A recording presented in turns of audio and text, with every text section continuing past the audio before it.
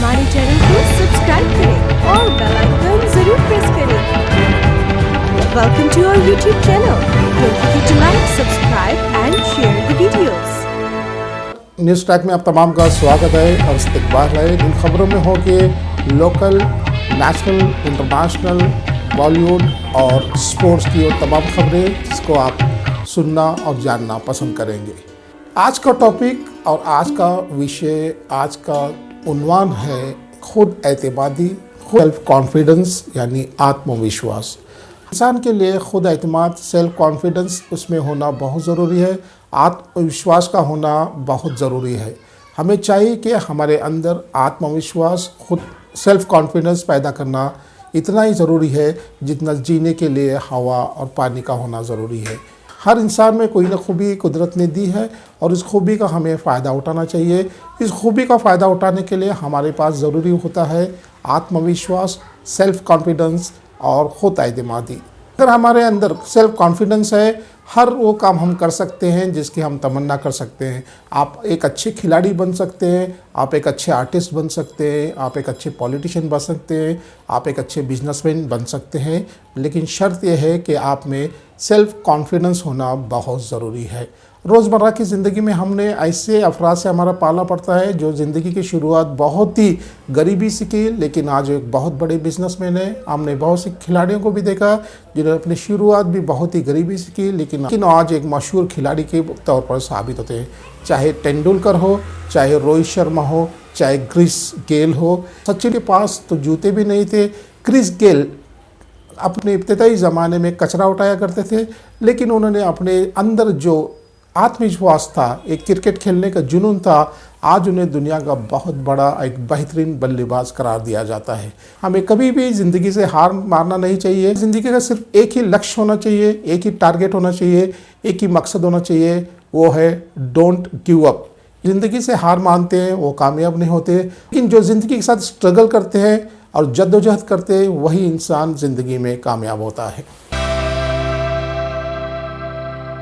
Public relation officer for south western railways E Vijay ने इस बात का ऐलान किया है कि इस बार हुकूमत ने 536 करोड़ रुपए इस बजट पे रेलवेज के लिए सैंक्शन किए हैं, जिसमें 50 करोड़ रुपए बेलगाम डिस्ट्रिक्ट के लिए दिए गए हैं। बेलगाम, कित्तूर और धारवाड़ लाइन जो बिछाई जाएगी उसकी लंबाई होगी 75 किलोमीटर। इस ई विजय ने हुकूमत से दरख्वास्त की है कि उन्हें 350 हेक्टेयर ज़मीन दी जाए जिसके ज़रिए वो ये लाइन बिछाएंगे। बेलगाम वाया कित्तूर धारवाड़ की जब ये लाइन बिछाई जाएगी तो तमाम मुसाफिरों के लिए बहुत ही आसानी होगी और तमाम का सफ़र आसान होगा।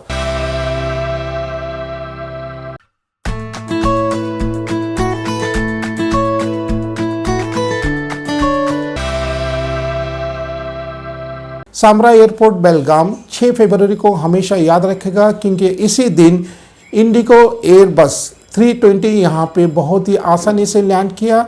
ये प्लेन आ रहा था कोलालमपुर से। इसमें सवार थे मलेशियन स्टूडेंट जो केएलई के स्टूडेंट हैं। इंडिगो A30 एयरबस कोलालमपुर से शुरू हुआ, चेन्नई में उन्होंने लैंडिंग की, फिर उन्होंने बेलगाम आए। यहाँ एयरबस 320 का जोर शोर से स्वागत किया गया।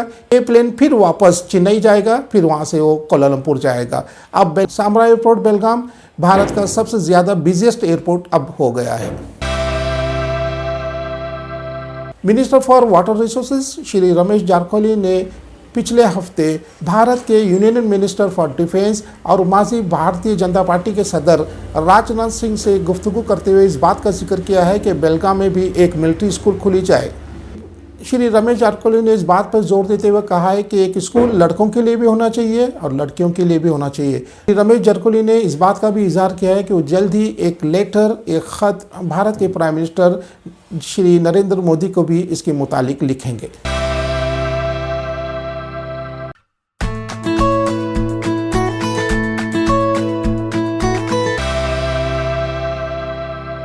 बेलगाम जो जल्द ही एक स्मार्ट सिटी बनने जा रहा है, लेकिन स्मार्ट सिटी बनाना इतना आसान नहीं है। बेलगाम शहर का सबसे बड़ा मसला कचरा और डॉग्स यानी कुत्ते हैं। बेलगाम शहर के हर गली में कचरा पड़ा हुआ है। बेलगाम शहर के हर गली में कुत्ते मौजूद है। खासकर आजमनगर के क्रॉस 1 से लेकर कुमार हॉल तक कुत्तों की भरमार है। जहां पे हर 4 महीने में उनकी तादाद दिन ब दिन बढ़ती जा रही है। और म्यूनसिपल कॉरपोरेशन की शिकायत भी की थी, लेकिन हर बार शिकायत पे कोई ध्यान नहीं देता। बहुत से एनजीओ जो स्ट्रे डॉग्स यानी आवारा कुत्तों को पकड़ कर किसी ऐसी महफूज जगह पे ले जाते हैं, लेकिन जब मैं उनसे राब्ता कायम किया तो उन्होंने कहा कि आप म्यूनसिपल कॉरपोरेशन से राब्ता कायम करें, ये उन्हीं का काम है। बेलगाम के तमाम लोग म्यूनसिपल कॉरपोरेशन से इल्तिजा करते हैं और गुजारिश करते हैं कि इन आवारा कुत्तों का कुछ न कुछ बंदोबस्त किया जाए ताकि हम अपनी ज़िंदगी सुकून से गुजार सके। पिछले हफ्ते आजमनगर के 5th क्रॉस में एक कुत्ते ने छोटे से बच्चे पे हमला करके उसे जख्मी किया, लेकिन इसकी जिम्मेदारी लेने के लिए कोई तैयार नहीं है। फिर से एक बार सिटी कॉरपोरेशन को इतला की जाती है, ये गुजारिश की जाती है इन आवारा कुत्तों का कुछ न कुछ इंतज़ाम करें। खबर सऊदी अरब से।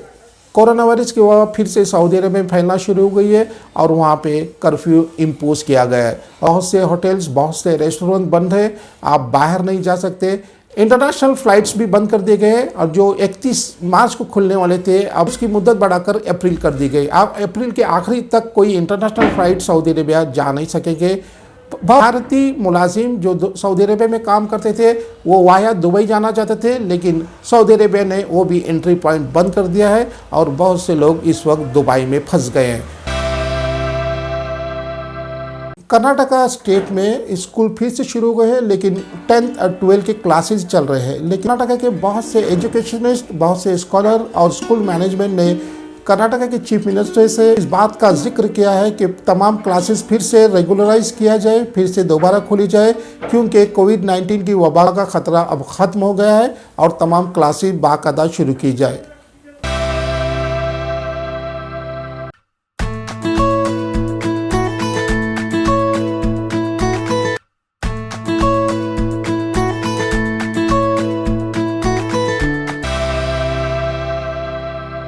मुंबई में कॉलेजेस और स्कूल 13 फरवरी से खोले जाएंगे और लोकल ट्रेन भी फिर से शुरू हो जाएगी। मुंबई जो कभी सोती नहीं थी, कोरोना वायरस की वबा ने वहां की ज़िंदगी को खामोश कर दिया था और हम उम्मीद करते हैं कि मुंबई की लाइफ फिर से अपनी ज़िंदगी की डगर पे आ जाएगी। बात करते हैं किसान तहरीक की। किसान तहरीक में एक नया मोड़ आ गया है। अब किसान तहरीक एक कौमी तहरीक नहीं रही, किसान तहरीक अब एक इंटरनेशनल बैनुल-अक़वामी तहरीक हो गई है। इसमें हर कोई अपने ट्वीट कर रहा है। अमेरिका के पॉप सिंगर रिहाना और मियाँ खलीफा ने अपने ट्वीट से भारत में एक खलबली सी मचा दी है। पॉप सिंगर रिहाना और मियाँ खलीफा के जैसे ट्वीट आने शुरू हो गए। बॉलीवुड के बहुत से सितारे, स्पोर्ट्समैन सचिन तेंदुलकर, लता मंगेशकर, अजय देवगन, सुनील शेट्टी, अक्षय कुमार ने भी अपने ट्वीट में किसानों की तहरीक पर एतराज़ जताया है। जिन जिन कलाकारों ने, जिन जिन स्पोर्ट्समैन ने इस अपने ट्वीट में कहा है कि हमारा अंदरूनी मामला है, लेकिन इंडिया मीडिया हमेशा दूसरों के खिलाफ ही बोलता है, दूसरों के अंदरूनी मामलात में अपनी राय जाहिर करता है। ये तो आप सब जानते हैं और दुआ करते हैं कि जल्दी जल्द बातचीत के ज़रिए ये किसान की तहरीक का मसला हल किया जाए।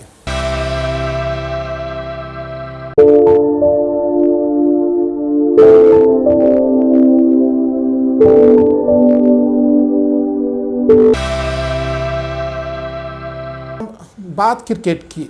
बहुत से मैचेस चल रहे हैं, बहुत से टेस्ट चल रहे हैं, बहुत से T10 चल रहे हैं, लेकिन सबसे हैरान करने वाली बात है वेस्ट इंडीज़ और बांग्लादेश। वेस्ट इंडीज़ को जो हमेशा एक कमज़ोर टीम समझा जाता था, लेकिन पहला टेस्ट बांग्लादेश और वेस्ट इंडीज़ के दरमियान खेला जा रहा था।